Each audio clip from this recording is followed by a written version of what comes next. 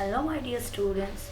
Today we are going to learn chapter number 10 from grade 10 science, and the name of the chapter is light, reflection, and refraction. Here is a part 1 of this video, and I am your science teacher, Jill Parmar. So now we are start learning.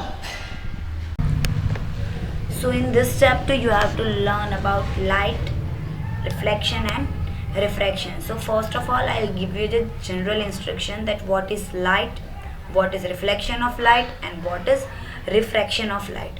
So first of all, light is what?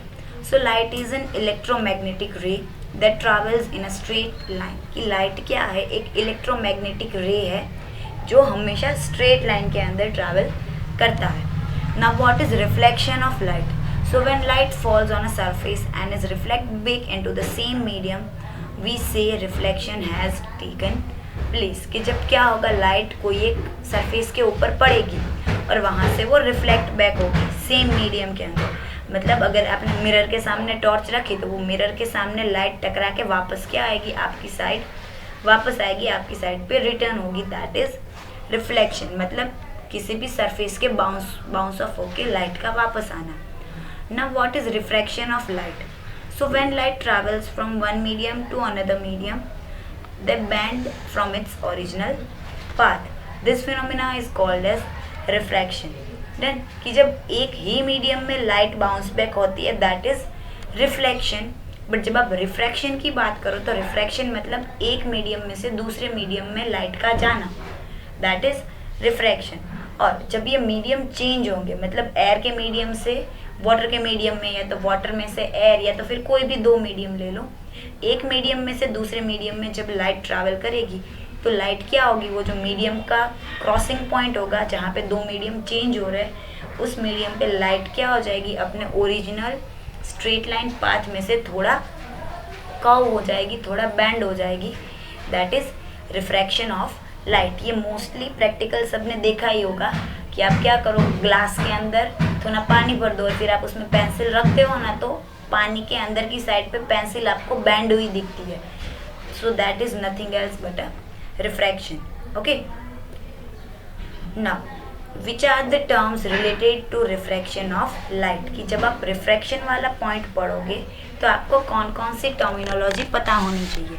Then so chapter start करने से पहले हम terminologies पढ़ लेते हैं कि इस पूरे चैप्टर में कौन कौन सी टर्म्स है जो टर्म्स आपको पढ़नी होगी. So they are main 6-7 terms, that is incident ray, reflected ray, normal incident, angle of incident. ये सारी चीज़ें आपको पढ़नी पड़ेगी. So we are learning one by one. So first of all, incident of ray.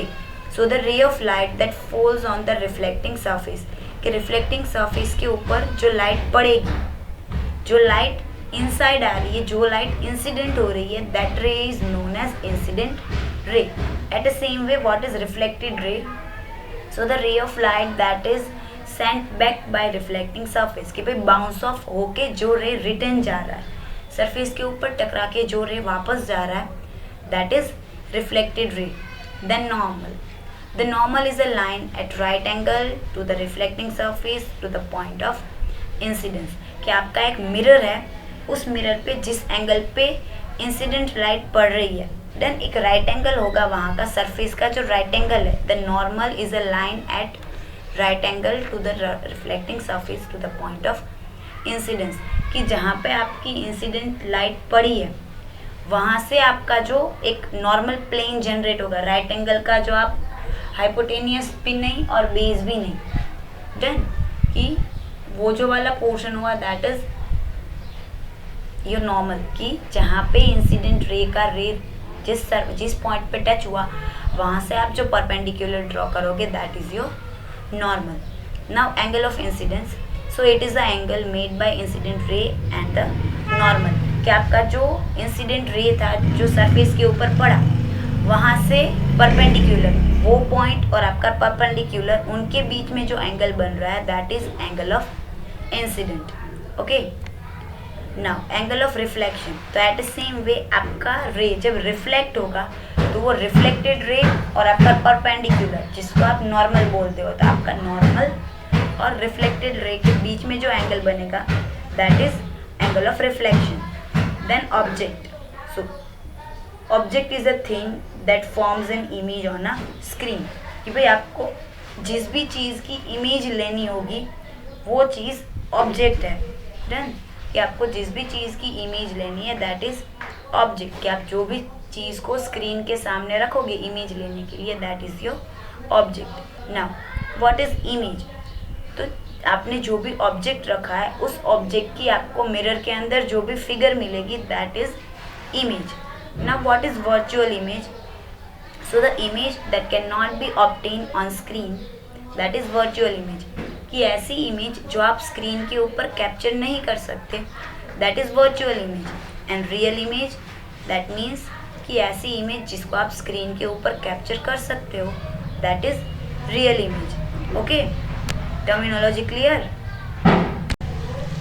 So after completing after completing the terminology, now we have to start the law of reflection of light, कि law of reflection of light क्या है। और this point is already you learn in grade 8, कि 8 के अंदर भी आपको जो लाइट वाला चैप्टर था उसके अंदर ये सारी चीज़ें आती थी।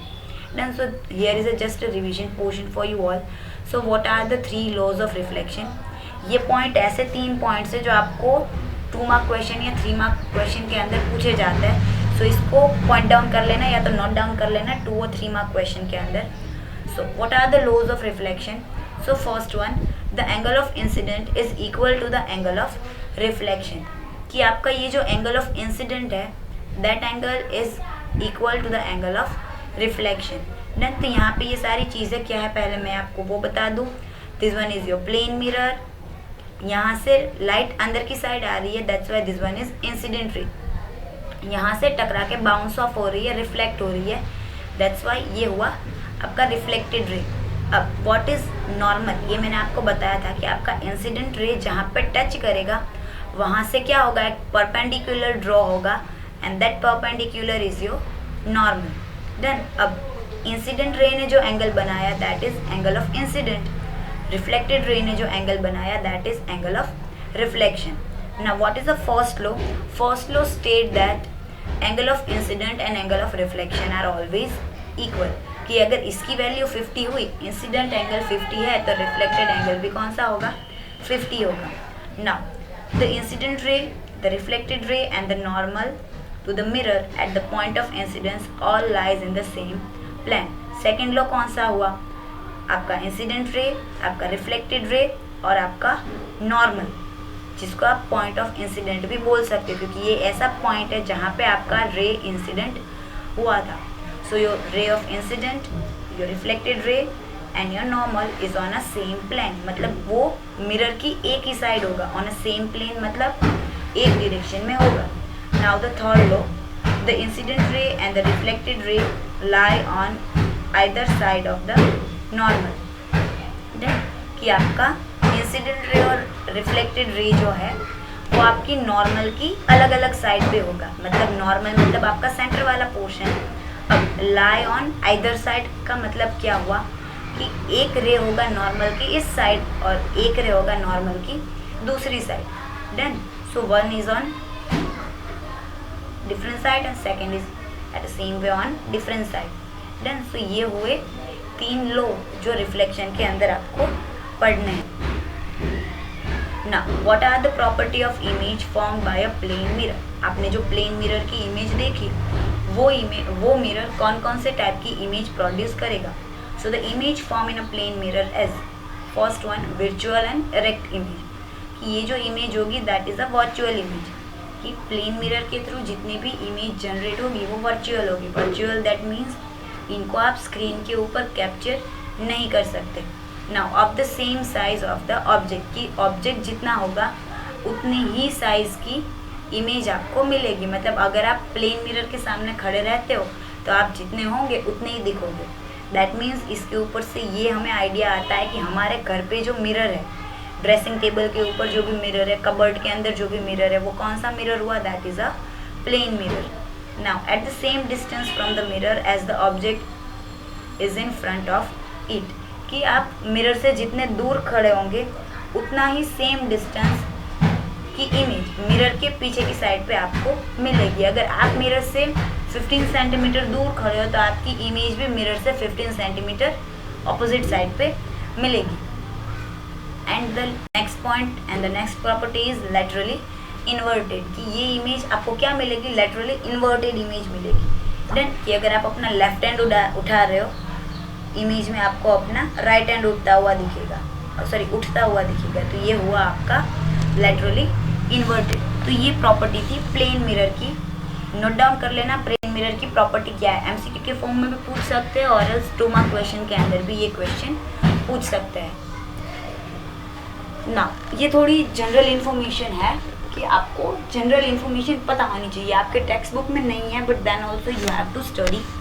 सो रिफ्लेक्शन कैरेक्टरिस्टिक की बात कर लो तो रिफ्लेक्शन कैरेक्टरिस्टिक टोटल 3 पॉइंट पे अलग अलग होती है। एक होती है टाइप के अकॉर्डिंग उनके रिफ्लेक्शन की, इमेज की टाइप क्या होगी उसके अकॉर्डिंग, एक होगा इमेज की साइज के अकॉर्डिंग उनका कैरेक्टरिस्टिक, और एक होगा उसके एटीट्यूड के अकॉर्डिंग उसका कैरेक्टरिस्टिक। देन सो अगर रिफ्लेक्शन को आप टाइप के अकॉर्डिंग कैरेक्टराइज कर रहे हो तो देयर आर 2 टाइप, एक मिलेगी आपको रियल इमेज और एक मिलेगी वर्चुअल इमेज। अब real image and virtual image क्या है, that I already told you. अब हम बात करते हैं साइज के अकॉर्डिंग कि अगर आप साइज के अकॉर्डिंग रिफ्लेक्शन को कैरेक्टराइज करते हो तो उसके 3 पार्ट हैं, enlarged image, reduced image and same image. Then अब सेम इमेज कौन सा मिरर देगा, that is given by plane mirror की। जब आप प्लेन मिरर यूज करोगे तब आपको ऑब्जेक्ट की साइज और इमेज की साइज दोनों क्या मिलेगी, सेम मिलेगी। एट द सेम वे जब ऑब्जेक्ट छोटा हो और इमेज आपको बड़ी मिलती है that is enlarge, and reduce मतलब ऑब्जेक्ट बड़ा होगा बट आपको इमेज छोटी मिली, that is a reduced size. Then तो type and size complete. Now will talk about attitude. Now attitude मतलब आपको किस टाइप की इमेज मिल सकती है। इमेज की कैरेक्टरिस्टिक या तो वो अपराइट इमेज होगी, या तो इन्वर्टेड इमेज होगी, या तो फिर वो लेटरली इन्वर्टेड होगी। अब लेटरली इन्वर्टेड हमने अभी ही पढ़ी है प्लेन मिरर के अंदर। लेटरली इन्वर्टेड मीन्स वो जो लेफ्ट राइट वाला कॉम्बिनेशन की, अगर आप लेफ्ट हाथ उठा रहे हो आपको राइट हैंड मिलेगा। देन तो ये हुआ laterally inverted. Then inverted image कि आपको पूरी की पूरी इन्वर्टेड इमेज मिलती है, एंड अपराइट इमेज कि आपको अपसाइड डाउन इमेज मिलती है कि अगर आप सीधे खड़े होंगे तो इमेज के अंदर उल्टे दिखोगे। देन क्या आप अभी नॉर्मल कंडीशन में आपका हेड ऊपर टोज नीचे होता है, जब आप इमेज के अंदर देखोगे तो आपके टोज ऊपर होंगे, हेड नीचे आएगा, that is the upright image. Okay, so characterization होता है 3 चीज़ों के according, type, size and attitude. Now, type के according, real image and virtual image. Real image are that type of image that can be captured on mirror. Here is like this कि object and real image. Virtual image is a like of type of image that cannot be captured on screen. तो ये हो गई virtual image। यहाँ पे आपको figure के साथ समझाया है। देन इसीलिए मैं थोड़ा फास्ट एंड फॉरवर्ड जा रही हूँ क्योंकि real and virtual image already मैंने आपको बता दिया है। Now we are talking about the size. So there are 3 types. Enlarge, reduce and same. Then तो ये अज्यूम कर लो कि ये आपका एक ऑब्जेक्ट है जिसकी आपको इमेज लेनी है, तो इस ऑब्जेक्ट के अकॉर्डिंग हम एनलार्ज, रिड्यूस एंड सेम को स्टडी करेंगे। So enlarge means larger than the object. Then तो जब इस ऑब्जेक्ट को आप मिरर के सामने रखोगे और अगर आपको इतनी बड़ी इमेज मिली तो ये इमेज क्या हुई, एनलार्ज हुई। देन यहाँ पे मैंने ABC डिनोट किया है और AB की क्या है वो मैंने यहाँ पे डिनोट कर दिया है। अब इसी ऑब्जेक्ट की अगर आपको इतनी सी छोटी इमेज मिली, रिड्यूस्ड साइज मिली, आपके ओरिजिनल ऑब्जेक्ट से स्मॉलर साइज मिली, then the image is reduced image. और अगर ऑब्जेक्ट के जितनी ही सेम साइज मिली then it's same size of the object. तो ये हो गया कैरेक्टराइजेशन अकॉर्डिंग टू साइज। अब एटीट्यूड के अकॉर्डिंग बात करते हैं कि अपराइट इमेज क्या है, इन्वर्टेड इमेज क्या है एंड लेटरली इन्वर्टेड क्या है।